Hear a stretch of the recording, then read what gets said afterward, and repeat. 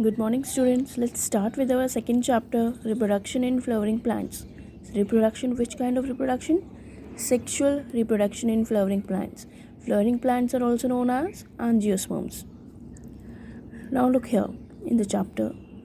जैसे हम पढ़ते थे वैसे ही पढ़ेंगे. Are we not lucky that plants reproduce sexually? अब हम लकी है क्योंकि प्लांट्स सेक्शुअली रिप्रोड्यूस करते हैं. हमें डिफरेंट तरह के प्लांट्स फ्लावर्स देखने को मिलते हैं. The myriad of flowers that we enjoy gazing at. Gazing मतलब उनको देखना, myriads मतलब large number of flowers. The scents and the perfumes that we swoon over. swoon over एक ecstasy means extreme happiness. The rich colors that attract us are all there as an aid to sexual reproduction. जितने भी rich colours हैं वो हमें attract करते हैं और ये बहुत ही इम्पॉर्टेंट तरीका है सेक्सुअल रिप्रोडक्शन को और भी अच्छे से समझने के लिए.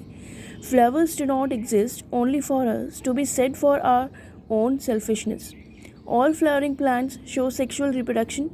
A look at the diversity of structures of the inflorescences, flowers and floral parts shows an amazing range of adaptations to ensure formation of the end products of sexual reproduction, the fruits and seeds. Sexual reproduction का सबसे important role क्या है? एक तो वो selfish ना होकर हमें फ्रूट्स और सीड्स प्रोवाइड करते हैं. And these fruits and seeds are capable to produce a new organism. In this chapter, we will understand the morphology, the external structure, internal structure, and the processes which are involved in the sexual reproduction in flowering plants. अब flower है, बहुत ही flower जो होता है किसी भी angiosperm का reproductive या मॉडिफाइड शूट होता है. ठीक है, या तो वो टर्मिनल मिलेंगे या हमें एक्सियल लोकेशन में मिलेंगे. या हम पहले मेंडल वाले चैप्टर में हमने 10th क्लास में पढ़ा था. टर्मिनल पोजीशन मतलब टिप्स पे, और एक्सियल जब मेन ब्रांच और लेटरल ब्रांच के बीच से अगर कोई फ्लावर निकलता है तो उसे हम एक्सियल पोजीशन कहते हैं. Human beings have had an intimate relationship with flowers since time immemorial. Flowers ऐसे ऑब्जेक्ट्स हैं जो एस्थेटिक, ऑर्नामेंटल, सजावट के लिए, सोशल इश्यूज़ में हम एक दूसरे से मिलते हैं तो उनको फ्लावर्स प्रेजेंट करने के लिए, रिलीजियस, भगवान पर चढ़ाने के लिए, कल्चरल वैल्यूज़ में जब भी हमारे यहाँ कोई कल्चरल फंक्शन होता है तो वहाँ भी हम डेकोरेट करने के लिए इन्हें इस्तेमाल करते हैं. They have been always been used as symbols for conveying important human feelings such as love, affection, happiness, grief and mourning. Grief and mourning मतलब किसी को सांत्वना देना, किसी के कोई एक्सपायर हो जाता है तो वहाँ भी फूल चढ़ाए जाते हैं. किसी भी बायोलॉजिस्ट के लिए फ्लावर्स मॉर्फोलॉजिकली एक्सटर्नल उनके स्ट्रक्चर देखें या एम्ब्रियोलॉजिकली बहुत ही इंपॉर्टेंट साइट्स हैं सेक्सुअल रिप्रोडक्शन के लिए.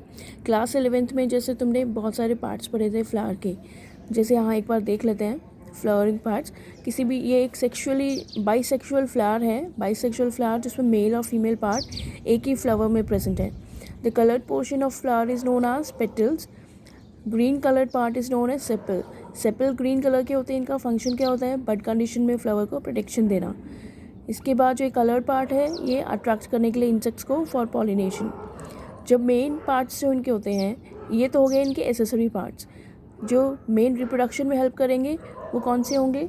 एक तो ये स्टेमन जिसको हम कहते हैं मेल रिप्रोडक्टिव पार्ट, या एंड्रोशियम जिसके दो पार्ट्स होते हैं, filament and anther. Anther produce करते हैं पॉलन ग्रेन्स. और दूसरा जो पार्ट होता है वो है female reproductive system. Female reproductive system को हम कहते हैं गाइनोशियम, पिस्टल या कार्पल. पिस्टल और कार्पल के जो मेन पार्ट्स होते हैं, एक तो होता है स्टिग्मा, देन ये style and large swollen ovary. Ovary carry करता है ओव्यूल्स जिसके अंदर प्रोड्यूस होगा हमारा मेगास्पोर. ये सारे टर्म्स हैं, हमें आगे क्लियर हो जाएंगे.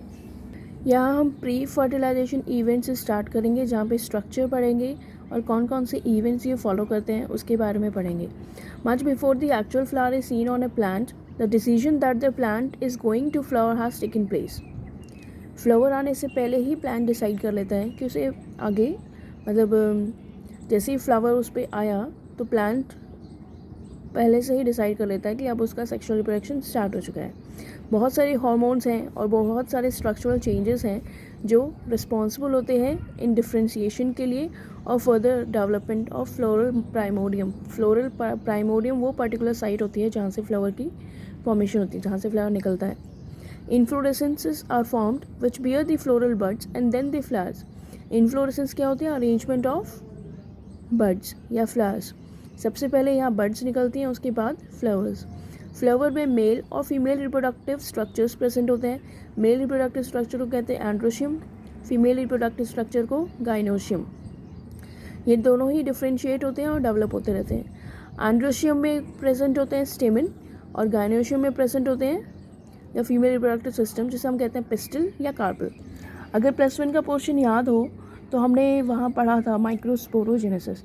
Microsporogenesis is the phenomena which is involve for the formation of microspores. Microspores हम किसे कहते हैं? Pollen grains. और पॉलन ग्रेन्स प्रोड्यूस कौन करते हैं? एंथर्स. एंथर किसका पार्ट है? स्टेमन का. ठीक है. अब स्टेमन में जो एंथर्स हैं उनको हम माइक्रोस्पोरेंजियम भी कहते हैं. ठीक है. और यही माइक्रोस्पोरेंजियम क्या प्रोड्यूस करेंगे? Pollen grains. ओके.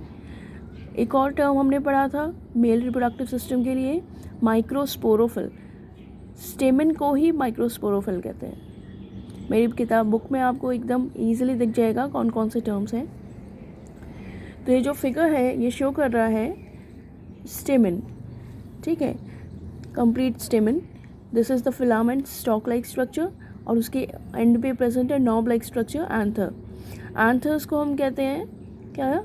माइक्रोस्पोरेंजियम, जो माइक्रोस्पोर्स को डेवलप करेगा, रिलीज़ करेगा. माइक्रोस्पोर्स कौन है? Pollen grains. और पूरे कंप्लीट स्टेमन को हम माइक्रोस्पोरोफिल भी कहते हैं. ठीक है.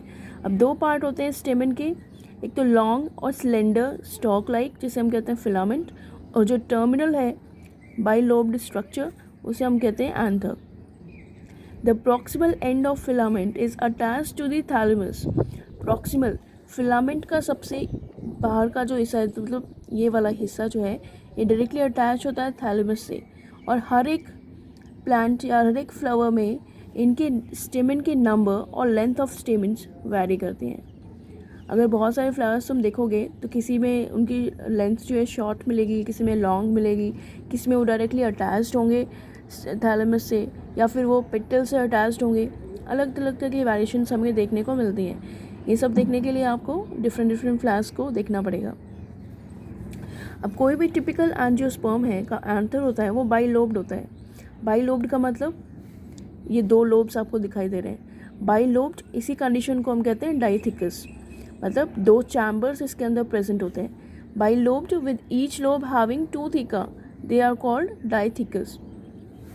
दो लोब्स हैं, ये दो लोब्स हैं और ये दो लोब्स इंटरनली दो पार्ट्स में, भागों में टूटे हुए रहते हैं. इनको हम थीका कहते हैं, या थीका या तुम कह दो चैम्बर्स. इसीलिए देखो एंजियोस्पर्म इज बाइलोब्ड. ठीक है. हर एक लोब के अंदर 2 थीका प्रेजेंट होते हैं, 2 चैम्बर्स, इसीलिए इसको डाइथिकस कहते हैं. ठीक है. Often a longitudinal groove runs lengthwise separating the theca.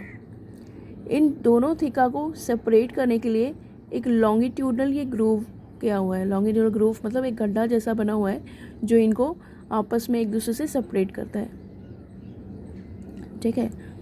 Next है, let us understand the various types of tissues and their organisation in the transfer section of an anther. Transfer section इसका हम cut कर दे तो हमें easily दिखाई देगा. ये जो दो हैं ये तो लोब्स हैं. Both the lobes are internally divided into 2 theca. ये 2 थीका होते तो हैं but they are connected with each other, क्योंकि यहाँ जो लॉन्गिट्यूडनल ग्रूव निकलता है वो इनको दो ऐसा दिखाता है जैसे ये 2 पार्ट्स में डिवाइडेड है, बट होते नहीं हैं एक्चुअली में. The bilobe nature of an anther is very distinct in the transverse section of anther. The anther is a 4-sided tetragonal structure consisting of 4 microsporangia located at the corners, 2 in each lobe. Bilobe nature है. ठीक है. 2 theca present है, 2 theca है every theca. अब 2 theca है, एक tetragonal structure, 4 corner वाला structure आपको दिखाई दे रहा है, टेट्रागोनल स्ट्रक्चर्स. ये 4 जो स्ट्रक्चर्स हैं इनको हम कहते हैं माइक्रोस्पोरेंजिया. माइक्रोस्पोरेंजिया या फिर आप कह सकते हैं इनको मैच्योर पॉलन सैक्स, जब वो पॉलन ग्रेन्स रिलीज करने लग जाएं. ठीक है. Microsporangia develop further and become pollen sacs. Microsporangia है इनिशियली, जब वो मैच्योर हो जाते हैं ready to release pollen grains, तो इनको हम पॉलन सैक्स कह देते हैं. They extend longitudinally all through the length of an anther and are packed with pollen grains. Longitudinally जितना भी एरिया प्रेजेंट है इसके अंदर ये कम्प्लीटली पैक होते हैं पॉलन ग्रेन्स से. अब स्ट्रक्चर देख लो माइक्रोस्पोरेंजियम का.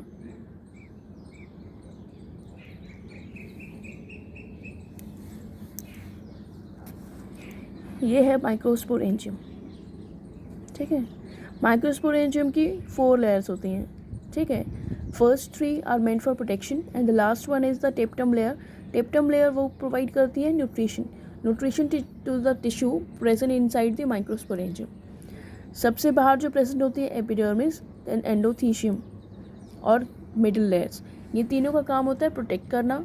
और लास्ट जो टिश्यू है, लास्ट लेयर, दैट इज टेप्टम. टेप्टम का काम होता है नरिशमेंट देना. नरिशमेंट किसको देंगे? स्पोरोजिनस टिश्यू को, which is responsible for the formation of microspores. ये है स्पोरोजिनस टिश्यू जो सेंटर में प्रेजेंट होता है. इसी स्पोरोजिनस टिश्यू का हर एक सेल कैपेबल है माइक्रोस्पोर्स की फॉर्मेशन में हेल्प करने के लिए. तो माइक्रोस्पोरोजेनेसिस क्या होती है? जैसे जैसे एंथर डेवलप होता है, जो सेल्स होते हैं स्पोरोजिनस टिश्यू के, वो मेयोटिक डिवीजन फॉलो करते हैं और फॉर्म करते हैं माइक्रोस्पोर टेट्राइड्स. टेट्राइड्स वो तब तक हैं जब वो 4 माइक्रोस्पोर्स आपस में अटैच्ड हैं. जैसे ही वो ड्राई होते हैं वो एक दूसरे से अलग हो जाते हैं. Microspores are haploid in number. उनका हैप्लॉइड होते हैं. मेयोटिक डिवीजन ऐसा डिवीजन है जो एक बार में एक सेल से 4 हैप्लॉइड सेल्स की फॉर्मेशन में हेल्प करता है. ठीक है, तो जितने भी माइक्रोस्पोरोजेनेसिस वो फेनोमेना जब सेल जो है स्पोरोजिनस टिश्यू का वो बिहेव करेगा माइक्रोस्पोर मदर सेल की तरह, जो मेयोटिक डिवीजन के थ्रू बनाएगा 4 माइक्रोस्पोर्स. मैक्रोस्पोर टेट्राइड्स होते हैं. धीरे धीरे ये माइक्रोस्पोर्स टेट्राइड्स जो है 4 जो फ्यूज़ हैं आपस में चिपके हुए हैं, वो जैसे जैसे मैच्योर होंगे, सूख जाएंगे, वो डहीस होने के लिए तैयार हो जाएंगे. देखो, each cell of sporogenous tissue is capable of giving rise to a microspore tetrad. Each one is a potential pollen or microspore mother cell. Process of formation of microspores form a pollen mother cell through meiosis is called microsporogenesis. The microspores जैसे ही वो बनते हैं 4 sales के cluster में होते हैं, उसे हम कहते हैं माइक्रोस्पोर टेट्राड. जैसे ही एंथर मैच्योर होंगे, सूख जाएंगे, डिहाइड्रेशन हो जाएगा उनमें, तो माइक्रोस्पोर्स एक दूसरे से अलग होकर के डेवलप हो जाते हैं पॉलन ग्रेन्स में. हर एक माइक्रोस्पोरेंजियम के अंदर थाउजेंड्स ऑफ माइक्रोस्पोर या पॉलन ग्रेन्स प्रेजेंट होते हैं जो एंथर की डेसेंस के साथ में रिलीज हो जाते हैं. तो ये था माइक्रोस्पोरोजेनेसिस और इसे अच्छे से समझ लेना.